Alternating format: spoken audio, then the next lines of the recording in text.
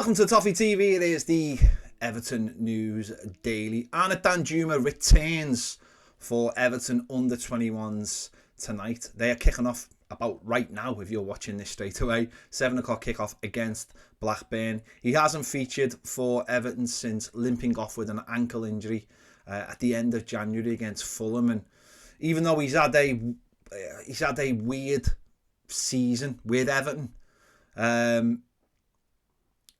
Everton could have done with him in the last couple of months massively. They really could have done with him, and it's just sod's law really that he hasn't been available. But hopefully if he comes through tonight, then maybe he'll be on the bench on Monday, and that'll give us something a little bit extra, something a little bit different.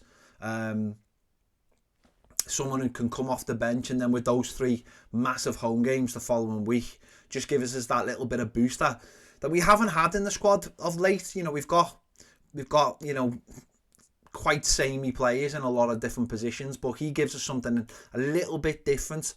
Obviously, he can play on the left, can play on the right, and can play up front and off the front, man. And as I said, I know we haven't seen the best of him this season, but if he can just give us something a little bit different, then that would be massively important. So hopefully he gets through tonight, and there's no issues, and he just finds that fitness that we've been looking for him to get, because it just seems a very long time since we last had them in the squad. So good luck to him tonight, and good luck to all the rest of the boys in the under 21s against Blackburn Rovers. Moving on to the dreaded financial part of the news. Hate having to talk about this, but prospective Everton owners 777 have held talks with private markets investor Blue Owl Capital about arranging a £360 million loan tied to the club's new stadium, according to reports.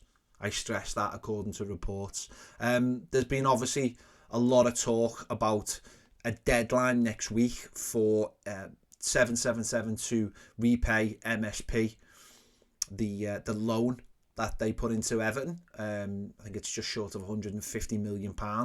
That 777 apparently were looking for a deadline on this, and obviously this would help pay that and maybe help generate the funds for some of the debt, or possibly to finish off the stadium. I don't know. That's all conjecture at this point.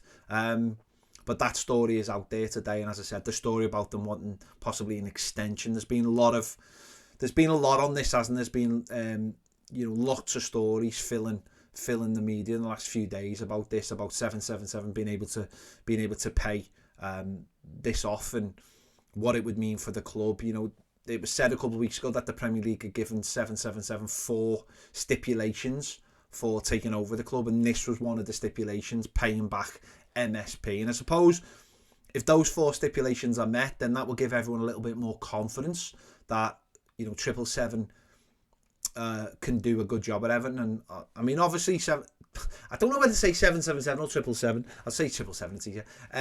It's been 777. A lot of people would say they've been paying the bills for the last few months. They've been keeping Everton afloat when Farhad Moshiri hasn't. So you've got to give them the benefit of the doubt. Well, maybe you do, but there is a lot of stories about them out there, and if they repaid this next week, I think it would make a lot of people feel easier. And whether that comes from a loan or getting investment from Blue Owl Capital, I don't know. But we'll have to wait and see. Also today, Everton has paid about £30 million in interest charges to an opaque lender associated with a tax exile.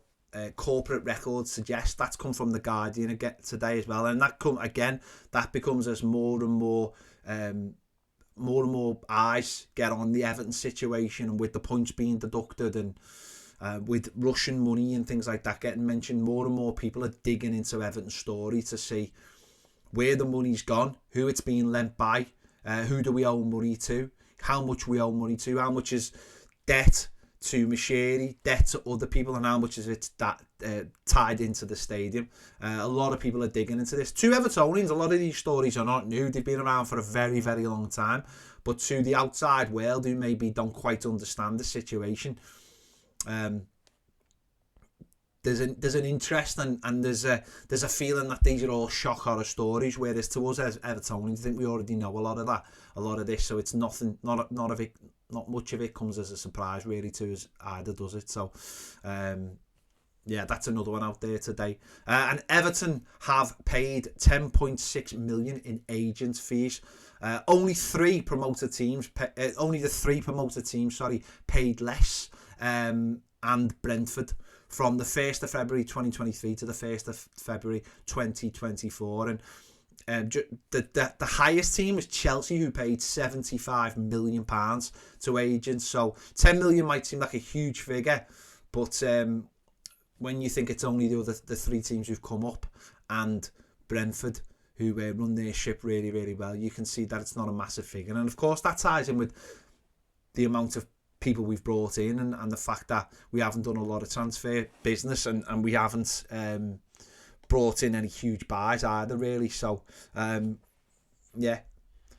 It seems a massive figure, but I don't think it really is. Just onto the football. Yeah, that thing. Mathew Pochettino has revealed that Ben Chilwell is in the process of returning to training ahead of Monday night's game, although they have injuries over Enzo Fernandez and Axel Diazy for Monday night's games. There's also a few rumours that there's a bit of a sickness bug going on at Chelsea as well, but I'm not sure how true that is. It's more about our players, isn't it, and getting our players back. And as Sean Dyche revealed yesterday, we do have a few knocks in the squad, and obviously Dominic Calvert-Lewin has a little bit of a issue that he needs to sort out ahead of Monday night. But let's just hope Danjuma gets through tonight's game and he'll be ready for Monday night's game. You can check that out right now if you're watching this video straight away. I think it's on Everton's YouTube channel and over on their Kick channel as well. If you want to follow that game as well, there you go. Make sure to check out the match preview over the weekend and some of the other great videos that we've done this week. If you want more exclusive daily live videos, check out Toffee TV Premier. The link is in the description. The QR code will be coming up on the screen now. All of the videos we put out are on there, and all the podcasts, and none of them have any adverts in, for the price of a cup of coffee for a month's worth. Check it out. See you later.